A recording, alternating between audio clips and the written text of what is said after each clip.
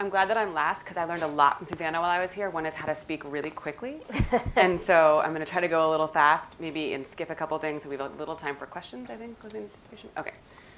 So I'll start with one thing.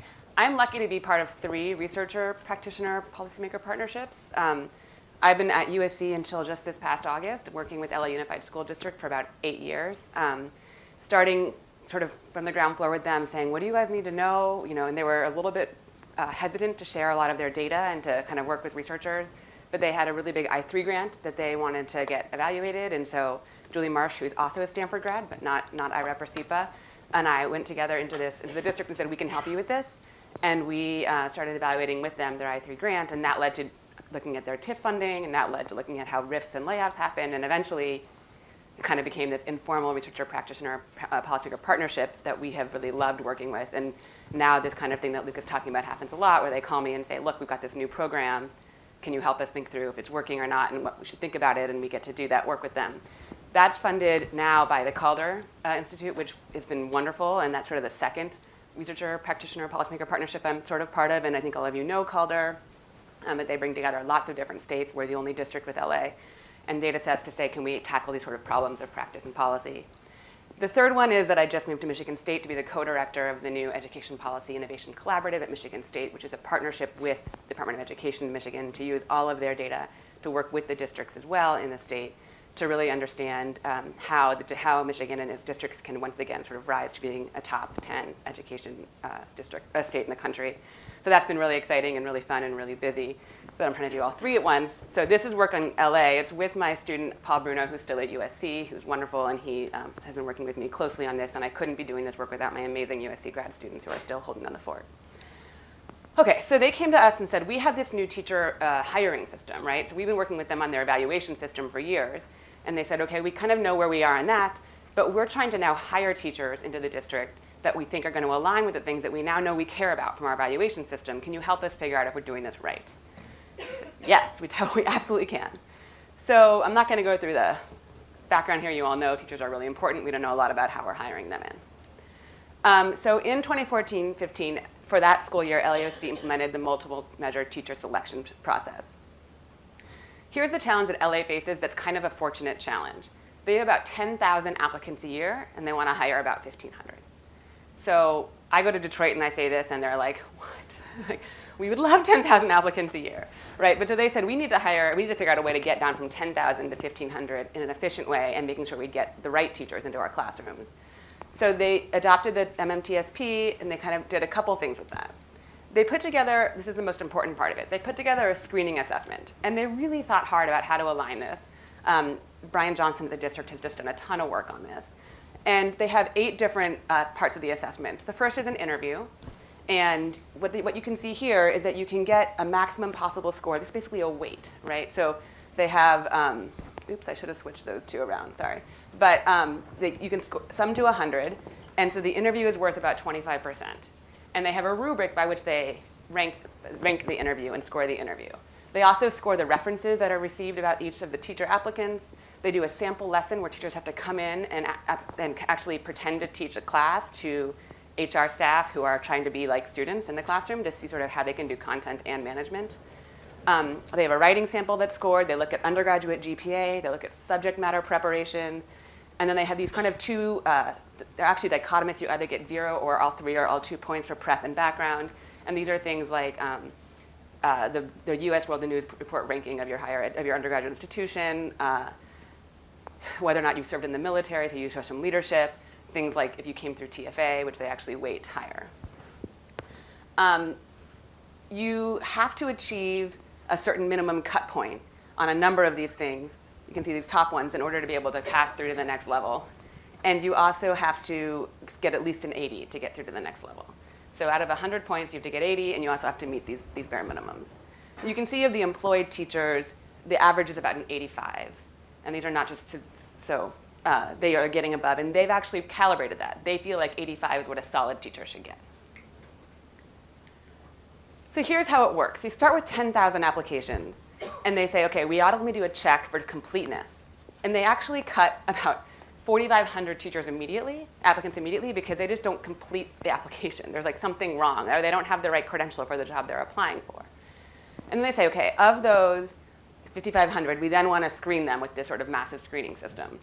About 1,800 applicants say, we don't want to go through it. So they get dropped. This is becoming easier, right, to cut. So they get to about 3,700, eventually they get through to the full screening. And then they disqualify 2,200 of them based on not meeting their cut scores. But they decided they know this is more rigorous than most districts. And so they have people go back in and reevaluate all of this stuff and make sure they were correct. And they let 200 back in with exemptions.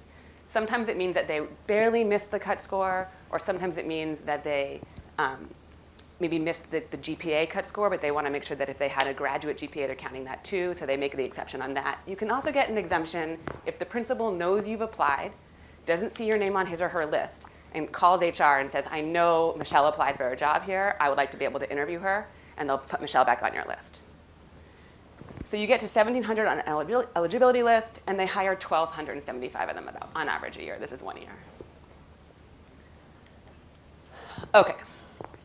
So we asked with them 3 research questions, and this is kind of like what Luke was talking about. They start with some research questions that they're really interested in, and we say, let's do these, and let's see what else you want to know. So here are the kind of first 3. They wanted to know, is this information that we're collecting actually predictive of any kind of teacher effectiveness that we care about? Could the information be used more effectively? And does this actually improve our labor force? So here's our kind of preview. We find that this screening actually is very predictive of VAMs, attendance outcomes, so the proportion of hours you actually work that you're supposed to work, and evaluation outcomes, but not mobility. And we've tested as much as we can for teacher sorting, like are we actually getting something that's showing much, or is it just signal? And we actually see that it doesn't look like the teacher sorting is explaining a lot of this effect, but you can't rule that out. I'm not going to cover the second question today very much because we're still working a lot on this, but I wanted to put it in there for what we have. So this is that you couldn't really reweight all of these screening things to optimize all your outcomes. If you're going to optimize VAMs, you're actually trading off a lot on attendance, and if you try to optimize on attendance, you're trading off on VAMs. So we actually think that they're doing a pretty good job at their weights, but we're still working on this with them. And then the relationship between newly hired teachers and school level achievement does show signs of improvement in LAUSD post the reform, but we have problems getting at this, which I'll talk about in a second. I want to say one more thing about the last slide. Principals never see your score. All they know is if you make the eligibility list. So they know that you reached the 80 cut, but they don't know that you got an 80 or if you got a 95. So they don't know your quality as according to the measure. They just know that you made it. Okay. We have lots of data. Our outcomes are math and ELA VAMs, which we create. The district does not create VAMs. We have absence rate. We have this for both protected and unprotected absences. Protected absences are things like maternity leave, jury duty, other kinds of leave that are just protected by law. The unprotected absences are things like sick, you take a day off because you're sick, or PTO. So we can say actually how much of your absences is contributed by PTO or unprotected leave and how much is protected. We have their evaluation ratings, with ranges from 1 to 3 on a continuous scale, or we have whether or not they get a below standards. Only about 2% of teachers in LA get below standards, but there is a decent variation in the range from 1 to 3, although it does cluster at the high, like around 2.7. And then we have whether they are mobile. They stay in their school, they switch, or they exit. We don't observe the performance of applicants who are deemed ineligible. So once you get below 80 or you don't make it through the cut, we don't see you again in the data. We don't also see specific job offers. We just know where you land in the district. And we don't obviously see outcomes for non-hired teachers. Okay. So the key thing to look at here is the top of the table is ELA VAM, the bottom is the math VAM, and you see the overall score, and then we split it down by the subcomponents. What we see is that the screening score overall is predictive of especially ELA VAM, but also slightly math VAM. We think this is a slightly more effective of ELA because a lot of those components are actually capturing things about writing and discussion communication. There are also some other reasons we could get into. Sample lesson is particularly predictive of ELA VAM. Interestingly, whether they received prep points is predictive, which means things like the score of your undergraduate institution in terms of US World News Report ranking and whether or not you came through TFA seems to actually be, when you get points for that, it actually is predictive of whether you're of the eventual math VAM and ELA VAM. Okay, so here are the evaluation outcomes. The top is the average focus area rating, and the bottom is the below standard final evaluation rating, so it's just a logit on the bottom. And you see that the overall score actually does predict your actual evaluation outcome, about a 5% of a standard deviation. And you see there's a big prediction of the below standard final. So basically, these are odds ratios, right? And so you have much less chance of getting a below standard evaluation the higher you are on your screening assessment. And you can see, again, the sub-areas that are predictive. This is the one that we were just really impressed with, because this is something that the district sort of said to us, like, look, absences is a really big problem for us. Teachers, when they're absent, like, we know from the literature, which is what I love, they said, we know from the literature that this is really bad for kids when a teacher is absent for like a random day here or there. So can you tell us if we're doing this right? But they didn't calibrate based on absences ever. That's not what they went into this thinking about. And you actually show that, that if you get a 1 standard deviation higher on your screening score, you miss about 3.1 hours less of school a year as a teacher, which is half of a contracted day. And it's only in the unprotected hours. It's not in the protected hours. So you're not missing less or more jury duty or maternity leave. You're really just not taking as much PTO. And what's interesting is the references are so predictive of that. So you can rate the references and really understand, am I getting a teacher who's going to be committed and be here more? Also, again, this prep point seems very predictive. Oh, I thought I took that out. Okay, I'm going to skip that. Okay, and then RQ3. So has this actually improved outcomes in the district in terms of teacher labor force? So again, we don't see what happens to teachers when they don't get hired. So that makes it hard. We don't see teachers if they get placed anywhere else in the state. We don't have the kind of state data set that Luke is talking about available easily to researchers here. What we can do is we have the school level data set. And so we basically say, okay, if newly hired teachers are more effective in LA Unified after the reform, then we should see a difference in the relationship between the proportion of newly hired teachers and school level achievement. And because we know that that's always a negative relationship, usually, it should become more positive in the post years. And so we use a diff and diff, and we compare against 3 different groups to triangulate. First, we look at all the LA versus all the other schools in the 9 next largest districts. LA is an outlier no matter what you do. Then we look at other traditional public schools in Los Angeles County relative to the ones in Los Angeles School District. So it's a big county, and there are lots of districts within the county. And then we look at charter schools in LA versus the traditional public schools in LA, knowing that the charter schools didn't have to do this. And we use all the public school data from the CDE. And the black bolded ones are the coefficients of interest. In the first and third, in all the odd columns, that's without the school, the individual school trends. So you can see the kind of results tend to go away when you actually put individual school trends in. But you see consistently positive, and in the